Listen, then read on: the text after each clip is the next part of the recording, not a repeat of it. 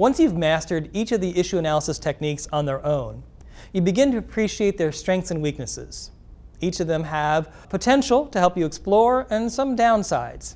And so you will learn that you can sequence the techniques, use more than one after the other to make up for the weaknesses. For example, you may take a general overview through the 5 whys technique, and then for a specific issue that's identified, drill down and get specific using the ABC technique. Conversely, if you've used the root cause technique and identified a general root cause, you may find that the 3 W's helps you see how that plays out across settings and time and populations. In this way, they counteract, if you will, the weakness of the previous one and give your group the fullest and most comprehensive view of the issue you're trying to analyze. Listen now as we talk about ways in which you can sequence the techniques for greater effect and better analysis in your community work. On the table in front of you is a scenario sheet. It has 4 paragraphs. Each paragraph is a different scenario. And one of the things I want you to do this morning in thinking about yesterday's content is to give advice to a friend. So what your table is going to do is review those 4 scenarios and as a group come to a consensus about what you would recommend to that coalition director, right? Based on the analytic techniques you learned yesterday, which technique would you recommend to that person? Which one do you think would be best suited to their context, their issue, and the challenge they're trying to address? Number 1, Susan is the director of the Drug-Free Valley Coalition. She's been on the job less than a month and has been reviewing the community assessment that was conducted before she was hired.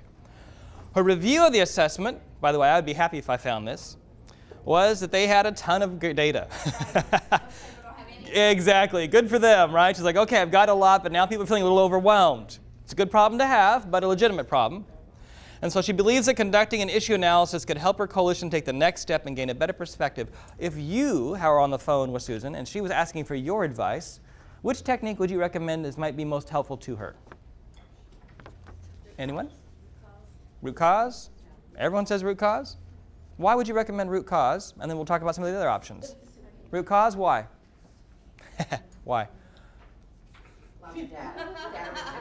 Give me a rationale for why root cause might be helpful. Yes? We talked about it being helpful because there's so much data that when you start clustering it sometimes together, you can use a lot of data, but it ends up being categories that they fit into and helping her sort through all of that information. Okay, okay.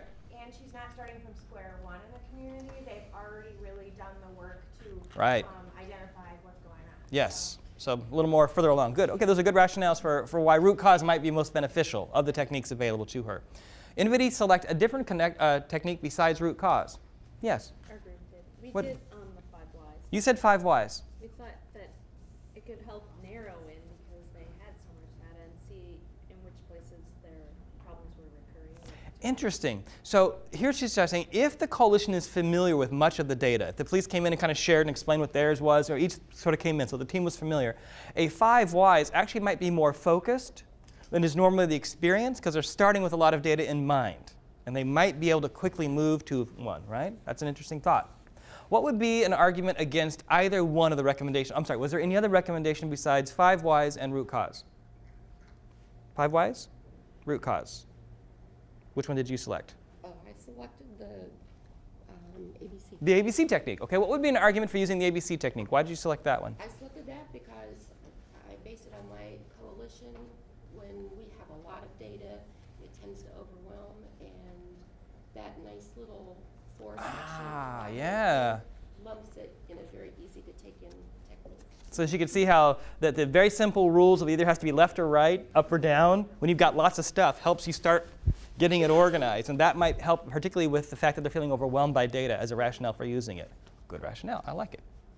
Let's argue against all 3 just for a second. What would be a harm? What would you say, no, don't do the root cause technique?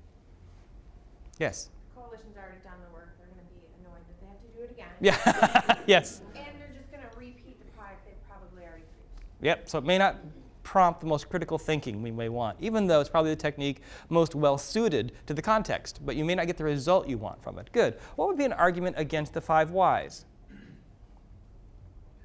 Kind of the same argument. You're just asking for more.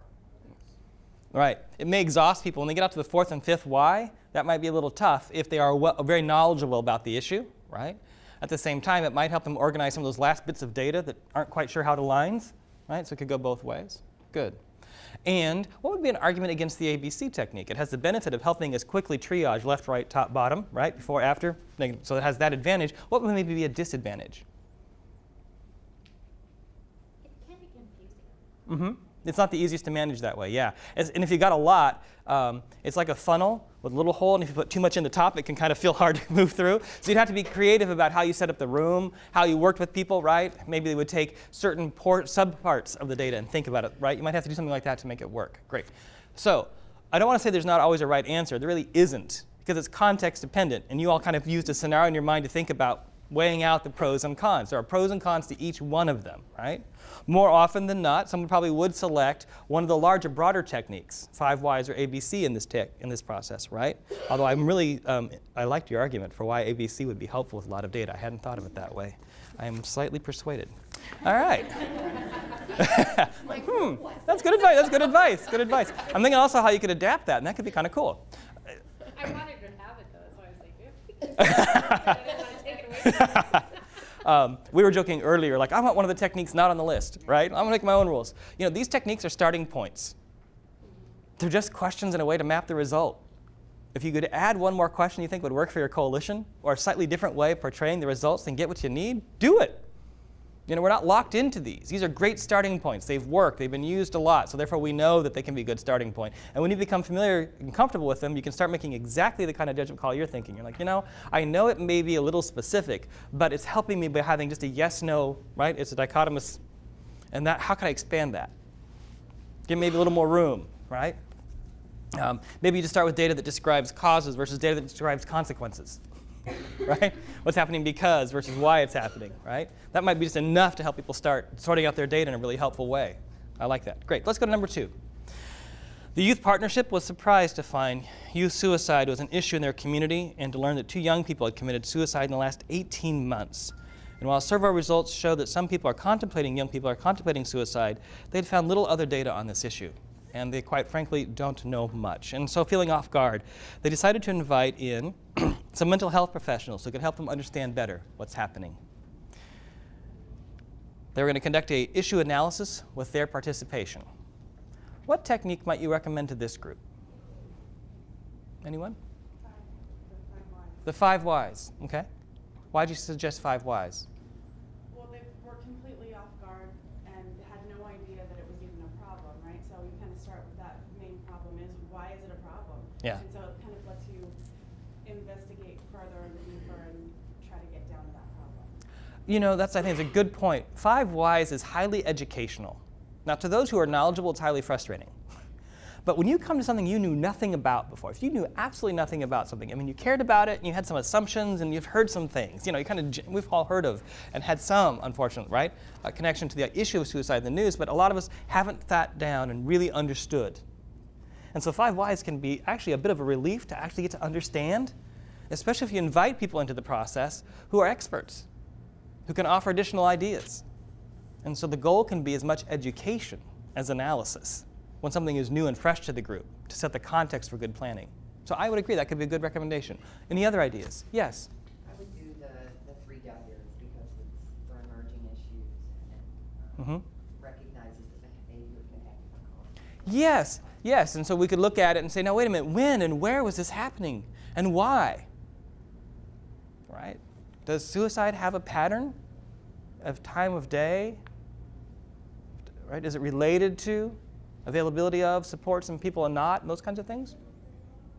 And if so, what can that help us understand?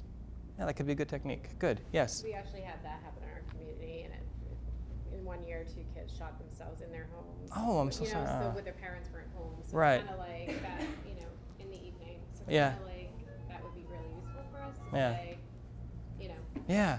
it's time to say, where are these kids doing it? I wonder what hotline data would tell us about when they get the most calls and why. And would that be information that they or someone who staffs those kinds of resources could come in and help educate, for example, on something like that to help us understand? Very interesting. Good ideas. Good ideas. Any arguments? Yes, Cindy.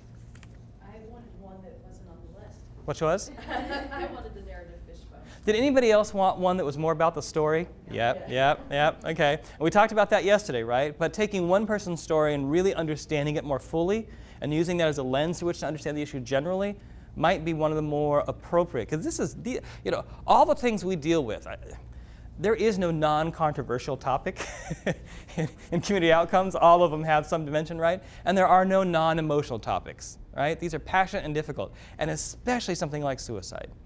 And so you're asking people to go to a very difficult space. And one of the ways to do so in a way that has some integrity and honors the life that you're learning from is to not immediately treat it as a grid, but to treat it as a story. And so that might be the more appropriate technique. Not only because of what the result that comes out, but the process might be more appropriate. You're right. So those would be some arguments for different techniques you could use on that one. Number 3, back to Susan in the Valley Coalition. She was disappointed by some recent data that showed that clerks were not asking for identification and selling alcohol to minors. What technique would you recommend to Susan to better understand why maybe their campaign has not worked and why store clerks are still not properly carding? Yes? I believe we decided on program the ABCs. The ABC? What I would definitely recommend is you work at the local level. Ordinances passed locally. The state of Florida especially.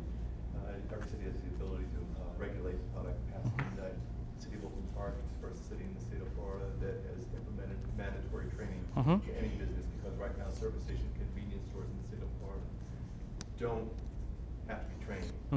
Okay, and also there's a loophole in child labor law that allows children under the age of 18 to sell in service station convenience stores as young as 10 years of age, because it's not specific. Wow. As long because it's a mom and pop operation. So I definitely think A lot of available solutions, especially in policy on this one, because we know that this is out in the public sphere, right? These are businesses and licensed, right? So they're very amenable to, and it's a very good context for policy-style interventions. And he's recommending the ABC technique, which is the green, right? ABC, the Johari window. So anybody else agree with the ABC technique is what you're recommending here? Yeah. Anybody recommend something else besides the ABC technique? Yes? I would, the 3 W's. Yep. See, just because, especially with our law enforcement, because there's a lot of agencies in our community that do, depending on which agency, stings or compliance checks or whichever you want to call it. And a lot of agencies do them, and specific agencies pick specific times to do them, specific location, that kind of thing, to analyze that information. Hey, this law enforcement group, the sheriff's department goes here, does them at this time, the city police do it here, this city police do it here, that kind of thing, to help organize all of that. I can see that being best, not just doing a 3 W's for when stings or compliance checks are done, but also what are the results of those. Yeah. So we did it Interesting. at this time, and we had more sales during this time. Right.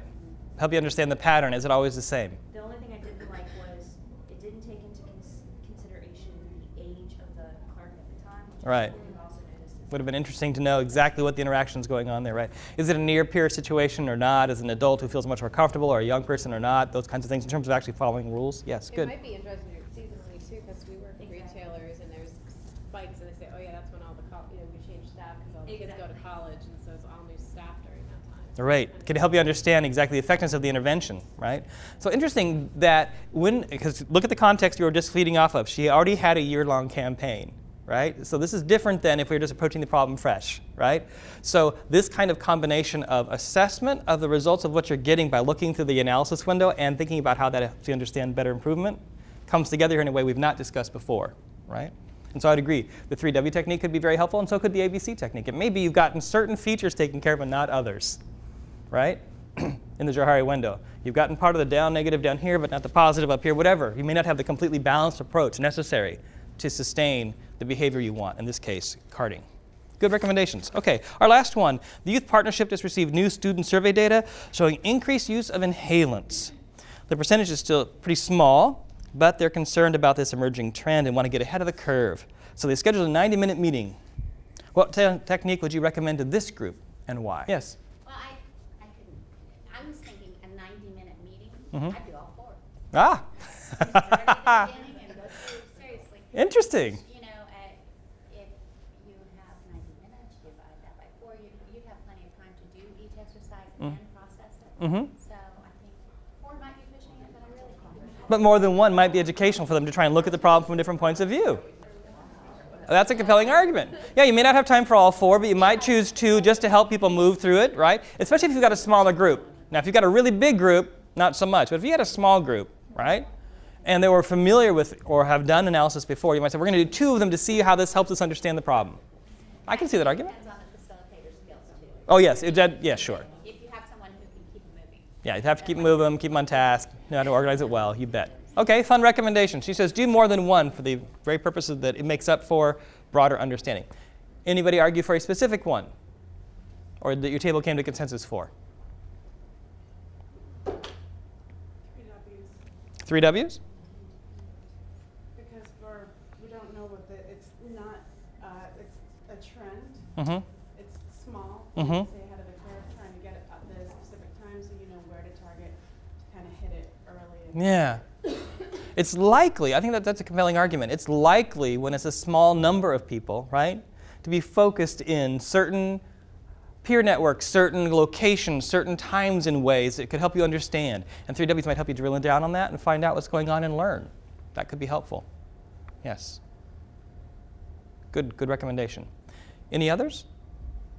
I think on that one, the storyboard might be really good, or the narrative fish time, because there are some, because it can be such a dramatic, sudden, I mean, kids can die the first time they use them. Yes. There's a lot of media already out there Mm-hmm. that you can share with your coalition members Mm-hmm. to help them understand why that's such an urgent problem. Right. Excellent. So let's take about a couple lessons across all 4 of these scenarios. One is when you're data rich, you're in a different scenario when you're in a need to learn scenario, right? When you're in a need to learn scenario, you're trying to take advantage of limited numbers of experiences and trying to understand what might be generally true. And so storyboarding and narrative fishbone, right, can lend themselves that way. Or the 3 Ws, where and when and who and way, right, and whys, in ways that are more specific because we don't have lots of data about it, right? Data-rich environments can be more towards those broader ones, right? The root cause, the 5 whys can take advantage of that. Good. Another thing is more than 1 technique might be needed. This gets to why are you doing the analysis? One of the assumptions we had all day yesterday was we were doing the analysis to understand an issue. Now, that's true, but what you're seeking to understand is a little more nuanced than that. Is it to understand why what we're doing may or not be having the effect we intend and to be more comprehensive in the future? Is it to learn about an issue for the first time because I don't know, right? Is it, so the push to learn to get clearer that this brings is true, but why you're doing it is different, which leads us to our next exercise. And this is an individual one, and this is not a theoretical one. This is your coalition at home and now. I'd like you to look at what group is there an opportunity for you to use analysis technique with in the near future to advance their work? It may be one committee of your coalition working on one part of your work, right? It may be, I'm going to go to the Kiwanis Club, or as we like to joke, the Animal of the Month clubs, the lions, the moose, the elk, the somebody. And you're going to go and have a conversation with them. And one way to help them appreciate the complexity of your work, to not just jump onto one solution, is maybe to have them in a small group during your presentation, spend 10 minutes to do analysis and come to appreciate, oh my gosh. And that's why it takes a coalition. And maybe you could explain your mission as a result. I mean, you could do this for a lot of reasons, right? So think of a group specifically that you're going to do this with. Number 2, on what issue or question? Is it your whole drug outcome that you're concerned about, or is it a specific piece or a specific intervention? Number 3, why are you doing it with them? Education, exploration, data integration, planning. Why are you doing this process with them? And lastly, which technique would be most useful? So thinking practically, in the next 60 to 90 days at home with your coalition, what opportunity is there to use one of these techniques? With whom and why? Could I have a couple of volunteers talk about what they're thinking of how they might use it? Wow, so there were 4. Let's talk about some creative ideas I just heard and see if they're helpful generally. One was to use the 3 Ws with police, particularly around minors in possession, and et cetera, where they often feel like they're the ones put upon to do the enforcement piece so they can get a handle on the patterns and who else could be involved and who else is responsible for enforcement. So an effort to help them partner and see ways to make that happen, right? That was the first idea that you had.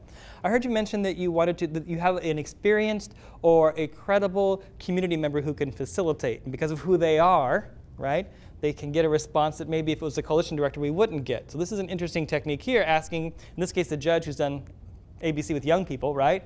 A way to collect data.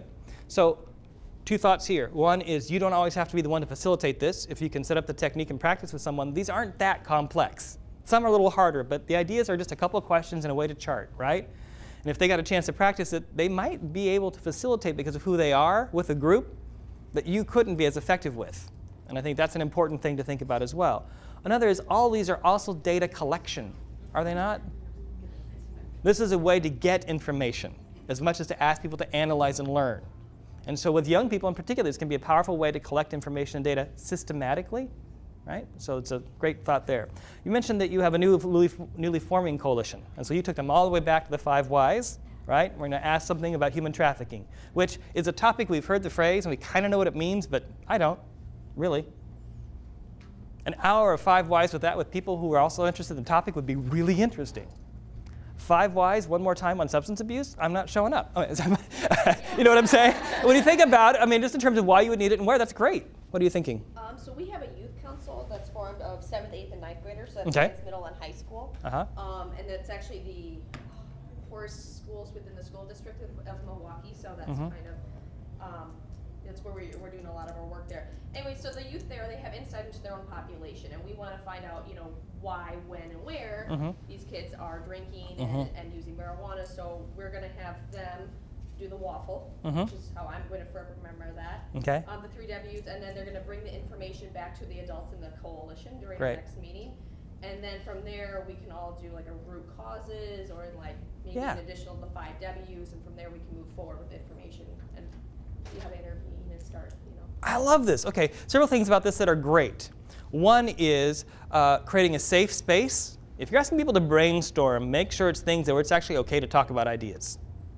We often create a difficult context for people to be honest, or people are constrained socially about what we can actually talk about, or what's allowed to be said about an issue, or what kind of solutions can be talked about, right? Just by how we've set it up. And so you got to think about not only the participant mix so that it's respectful of those people who are there, but so it's productive. And so if we have young people, this can be a great circumstance in which we can bring young people into the process in a series of steps. The first is, in a young person-only place, let's have an honest conversation about where, when, and why. And with that understanding that often adults don't have but assume, we assume all kinds of whys. It certainly isn't never our wheres, it's somebody else's where. It's over there, right? All these kinds of things, right? But we can get an honest perspective back that's very helpful, fertile ground then for the adults and the youth together to analyze some of the broader issues, right? So by bringing that in, maybe we can bring some truth into the room before we start brainstorming nonsense, and then use as an anchor with a larger group. Now it's less about having kids to be honest about where and when they used or their peers did, which may be difficult for them too with adults in the room, depending, right, or a large group of adults. Now we can involve them in the broader analytic process in a way in which the questions are safer and okay, and young people can continue to inform and bring adults and young people together around the results. We're all about giving them leadership opportunities, so. Here we go. Great chance to make it tangible. But I like the idea of sequencing the analysis techniques, sequencing them in a way that helps actually get the result you want from the audience you're working with to advance good planning. Bringing people with experience on the issue in is critical, but how are you going to do that respectfully? How are you going to do that in a way that gets you information to then advance further is the trick there. And young people would be one example. But another is to talk with people who have a history on any one of the substances you care about, right? We need to understand what's going on, what it's like. Whether that's the storyboard technique as a starting place, right, to then bring it in, what's the respectful way to listen and then bring that truth into the room as a more authentic starting point to the analysis than just the theory when we have learned. We did a spiff years ago, and we're on our 3rd epidemiological report. We have tons of data. But other than plugging it into my grants, what's it for? Like, I've struggled with that. I think sitting down with our evaluator, my staff, and my data analyst and saying, here's what we got, but is this what we need? And kind of drilling down some of the whys after we do this to say, okay, we don't need that data, this is the data we need. So this is great. I'm excited about sharing this with her. And this is a real challenge of the fact that we know we need to have a fully informed perspective of complex issues, but that volume of data is extraordinarily difficult to manage, make useful, do anything with, right? Especially since some of that data came with some political cost. We asked people for things that we're willing to share. I mean, we engaged in a lot of transactions to make this happen here, so we better use this to the best of our ability. And I think there are two things here that what you're alluding to are helpful in that challenge. One is it's not about the data, it's about the questions. Be clear, what questions are you trying to answer? Question-driven process organizes data. Then you can say, well, what data do we have to answer that question? Right? So you've got to be question-driven. So I don't want to be data-driven, I want to be question-driven and data-informed. And this is part of what this analytic process is designed to do, is help focus in on the questions. And they usually are typical of why and where and when, right?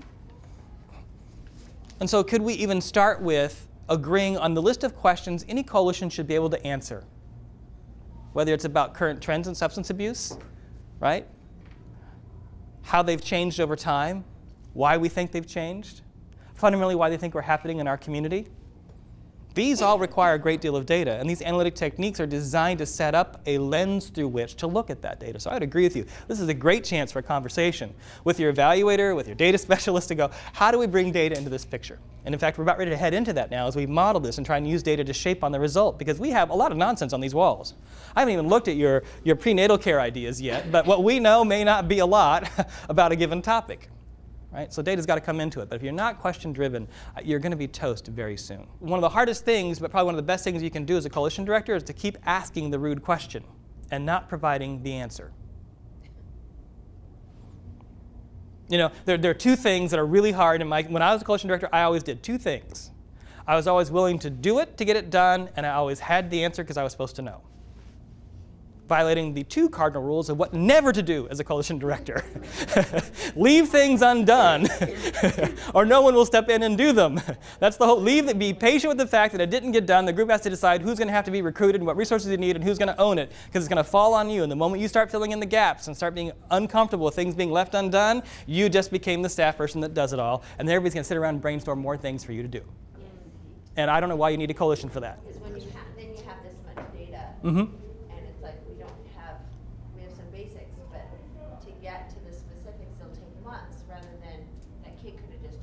Right there, right then, yes. Interesting. So, yeah. As opposed to after. Yes, yeah.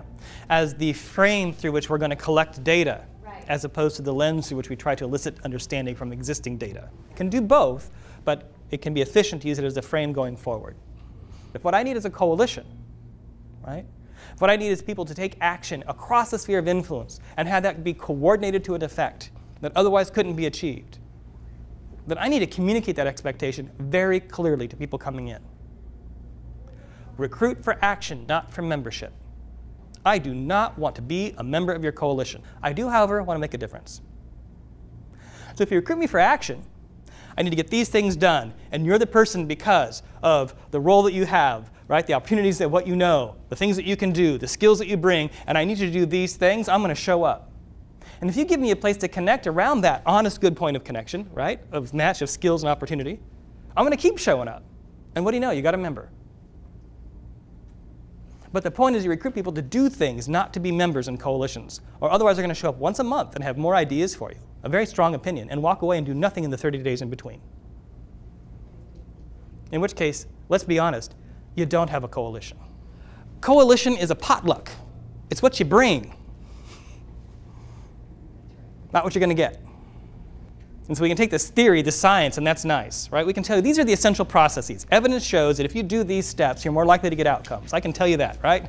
We can tell you all that, but the art is making that happen with a group of people willing to own the responsibility and do it. And that's not easy.